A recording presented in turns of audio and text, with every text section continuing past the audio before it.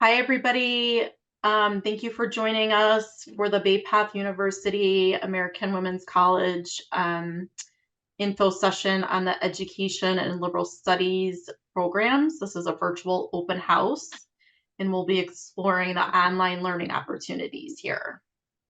So we're going to kind of switch back and forth between education and liberal studies, but I'd first like to introduce myself and also the other program directors. So my name is Shirley Mazzavani, and I am the program director for the undergraduate education programs here at the American Women's College of Bay Path. And then I'll hand it over to Emily. Yeah, I'm Emily Thompson, and I'm the program director overseeing the liberal studies majors at the American Women's College, and I also oversee communications and justice studies majors as well. So the first two slides will be about the concentrations for education and liberal studies. So for education, these are the options that you have. So we have two licensure options, which are either early childhood or elementary. We can endorse you. We're an approved ed prep program for the state of Massachusetts, but there is reciprocity. And those where it's blue, it's highlighted, it's linked to the education program's handbook, so there's more information. And then we also have an early childhood leadership program. It's a non-licensure, and you can do associates or bachelor's. And this is for the student that's looking for a preschool and or daycare setting. And we also have the coursework approved so that you can apply for a lead teacher or director certification with the Mass Department of Early Education and Care. And again, you can click on that link. There's also reciprocity with that. Most states will have an early education and care department, and should have some similar requirements. So it's a combination of work experience and education for those certifications. And then we also have education studies non-licensure. For our students in particular, a lot of our students have a lot of transfer credits, and our two licensure programs are very restrictive and don't have a lot of electives. And so that can be really beneficial so you don't lose out on previous time and financial investment. But it aligns with, and it's a very similar curriculum to the licensure programs. There is no practicum. We don't require you to take state exams. Um, but there's opportunities to do internships. There's a capstone, which is an action research project. And it also can be for somebody who is interested in the field of education, but just not sure, and just really wants a education focused bachelor's degree. And maybe you intend to go on for your master's for maybe school counseling, school psychology. Really, the options are endless. And we have a lot of great adjuncts and faculty members here that can kind of guide and mentor you. One thing I just want to point out, because this is always a confusion, um, the actual degree or diploma will say Bachelor of Arts in Liberal Studies. So that's what the diploma will say, but on your transcript, and obviously when we send information to the state to endorse you for licensing, it will say elementary or early childhood leadership. But that always comes up at graduation when they get their diploma. So I just wanted to point that out. And again, with the licensure programs, it is for Massachusetts. So if you're in Connecticut, Rhode Island, New Hampshire, we'll just want to discuss, because when you do your practicum, it has to be in the state of Massachusetts. There's really specific guidelines. But that's why we also have the non-licensure option. So for the liberal studies program, we have three concentrations specializing liberal studies. The first one is just a general liberal studies concentration. And this major is really good for somebody who has a lot of credits already at other institutions in a variety of fields that you want to transfer in. This is our most flexible major. It really is sort of like a create your own unique academic pathway, and it prepares you for mastering those human skills that a variety of employers are telling us they really need right now, such as critical thinking, emotional intelligence, written communication, oral communication, things like that. So this general studies major prepares you for a variety of careers, and because it's so flexible, you can really focus on what you are most interested in, depending on, if you have a lot of things you may be interested in doing later on, then this would be a good exploratory major for you.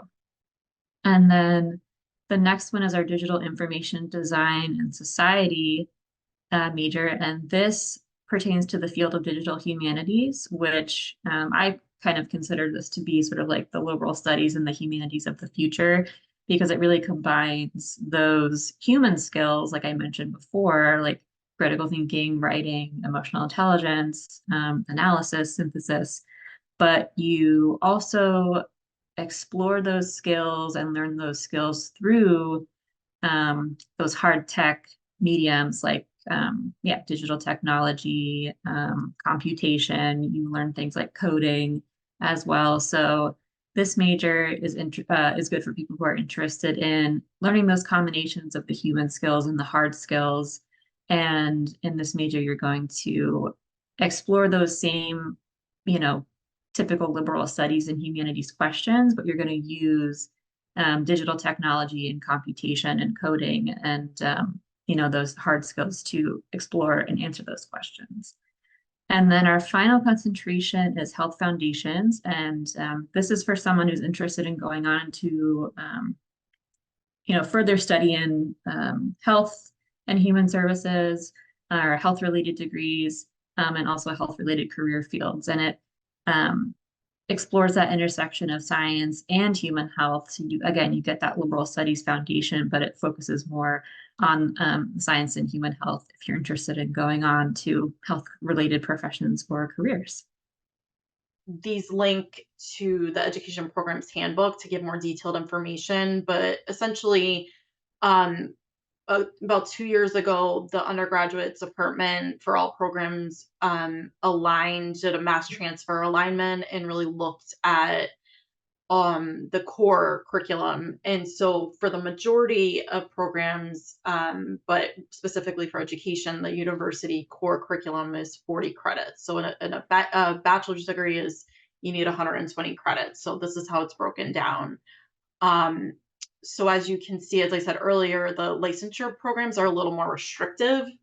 The major requirements, which also includes the liberal studies core, that is pretty significant part of the degree requirements. And 15 of those credits are your practicum. So it's actually the student teaching and the seminar you attend. But there are some room for a few general electives. For education studies, though, which is the non-licensure, as you can see, it's a little more balanced. So while there are still a significant amount of major courses, which again are aligned, a lot of the same classes as the licensure major, but there's also options to take electives and a capstone, which is an action research project, which can be really great to put on a resume.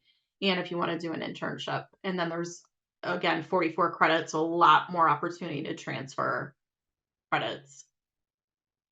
And then kind of the same with the early childhood leadership major. So I just put the one for the bachelor's degree, but again, it's a little more balanced. And another important thing to note is we just aligned our graduate academic calendar. So prior to doing that, financial aid would always be a barrier to taking graduate courses, but now there's more opportunity. So you could possibly take, you could even do a graduate certificate, but at the undergraduate rate. And so there's a lot more opportunity to do that, especially if you have general electives that you need to take. Yeah, so for liberal studies, this is sort of the breakdown in terms of the credit breakdown you can expect.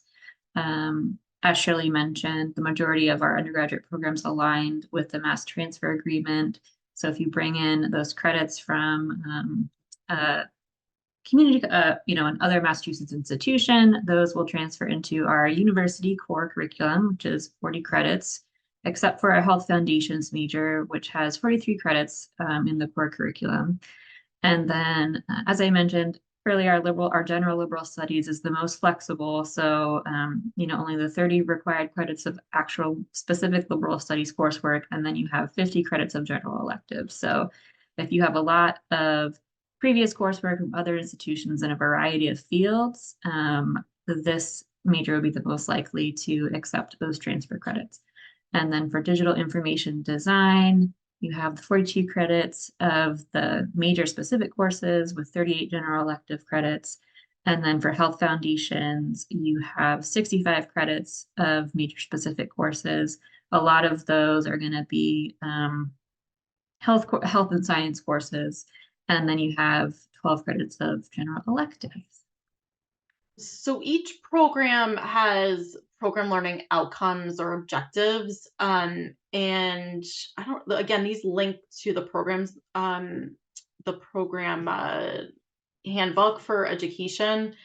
But with the licensure programs, we really align and are required, because we're an approved ed prep program, with the Massachusetts Department of Elementary and Secondary Ed professional standards for teachers. And so it's essentially those standards, and we really design the degree and the specific education courses to align. We map out the courses to make sure that they align with these program learning outcomes and course competencies. And so any kind of assignments that you have to do, or any field work, is all built in for you.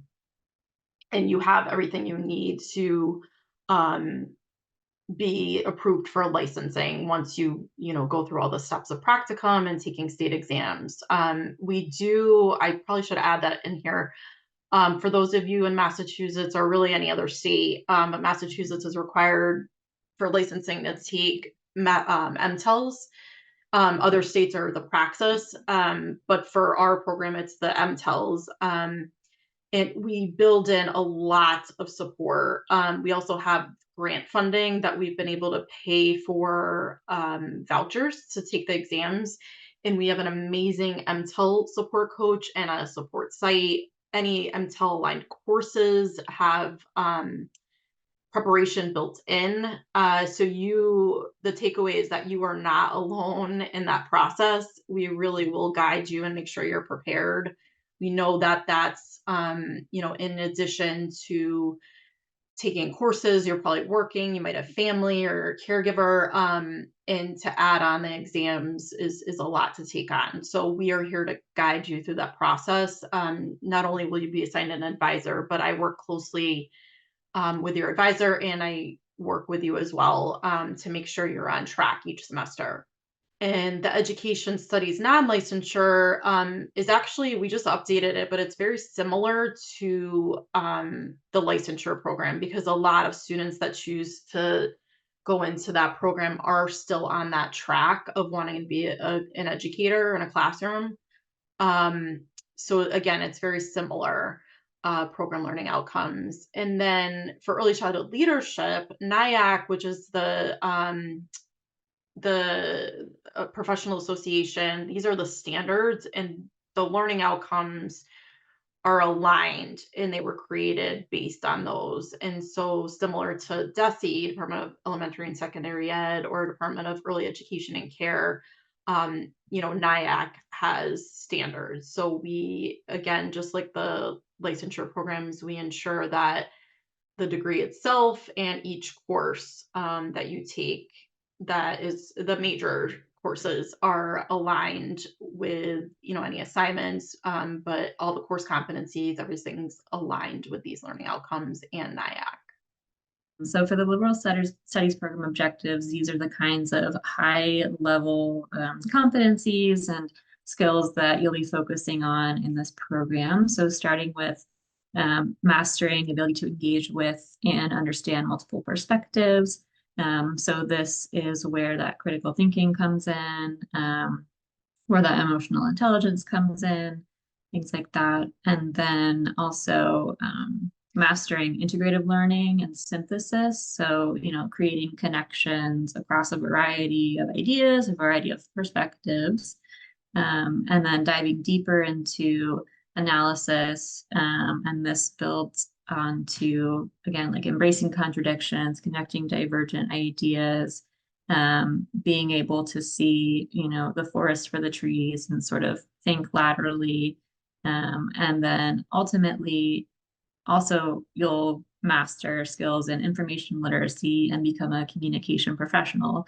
And information literacy, especially, I think, is becoming even more of an imperative knowledge set, with just the different sort of modes of ways that we are able to get information from a variety of sources, both legitimate or not. So all of these skills sort of build towards you becoming this information professional, a communication professional, an idea professional. And yeah, that's what you'll be focusing on in this major. So just two last slides about just career opportunities. So with education, the licensure programs are pretty straightforward. For early childhood or elementary, it's like initial licensure. It's for those specific age groups. Early childhood will be that younger group of the pre-K to second grade, or elementary is the first through sixth grade. So those are really for somebody who would want to, be a public school classroom teacher for those specific grades. There's also opportunities for private schools or like the parochial schools. And then there's the lead teacher or director roles and jobs at a preschool or daycare setting. You could also, there's other requirements, but you'd have a lot of foundational knowledge for opening your own home daycare, a paraprofessional, any kind of support professional in a school or a tutor. And then with most of the education degrees and careers, most go on for graduate school, and that can really open up so many opportunities.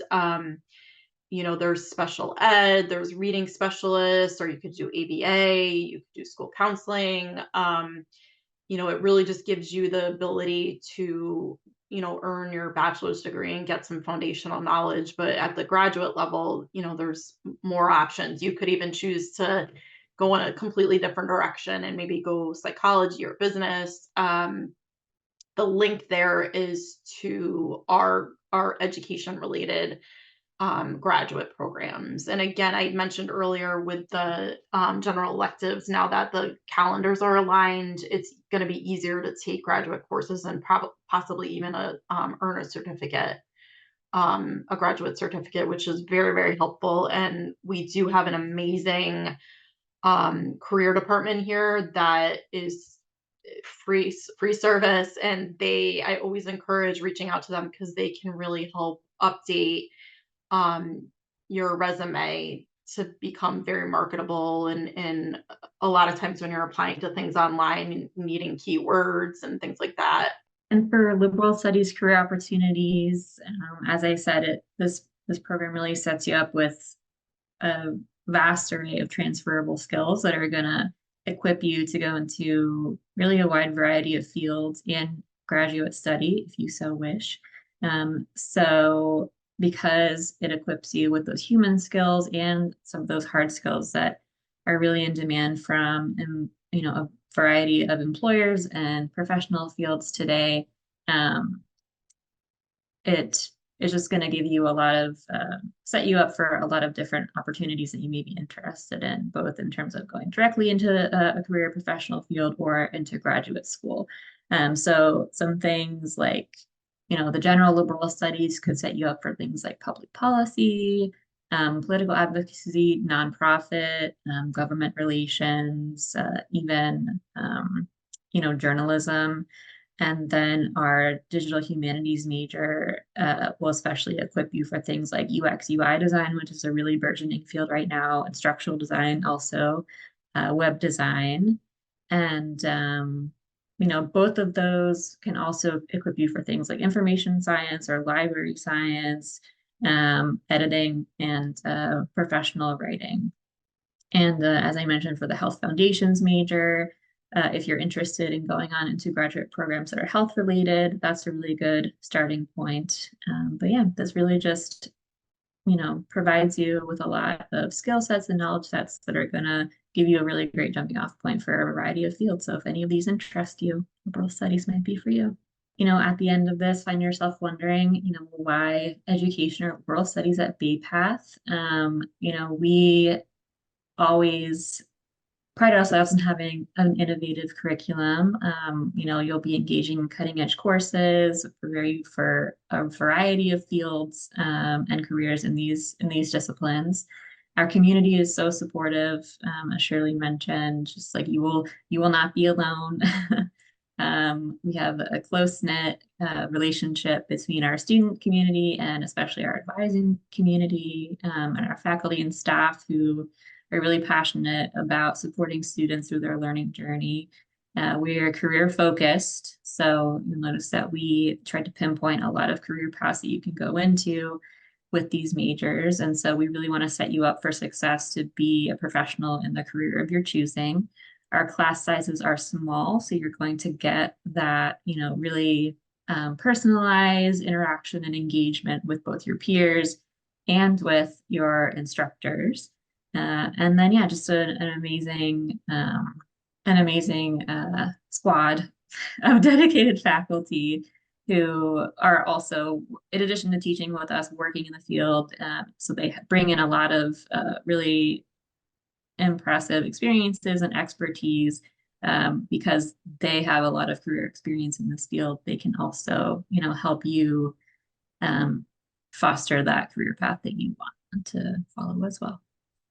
My name is Anise Farid. I'm the Director of Enrollment here at the American Women's College. So we're going to go over some quick and easy steps to get you started. We'll need a completed application. We like to see a GPA of 2.0 or higher, and then we'll need official transcripts from your high school or all regionally accredited universities you've attended. You can fill out the application to any of the programs that you've heard here tonight. The page will save as you go, so your progress isn't lost if you're interrupted. You can submit transcripts via mail to the American Women's College at 588 Longmeadow Street in Longmeadow, MA 01106, or by email at transcripts@online.baypath.edu. We do also have a transcript ordering service that we can send you over a form that you'll fill out and send back to us, and we can try and order transcripts on your behalf. So it's very easy, super simple. One of my team members will be happy to walk you through the process. Okay, well, we'd be happy to answer any questions. We can be reached via email, and we're happy to set up a phone or a Zoom appointment if you have any questions about the program.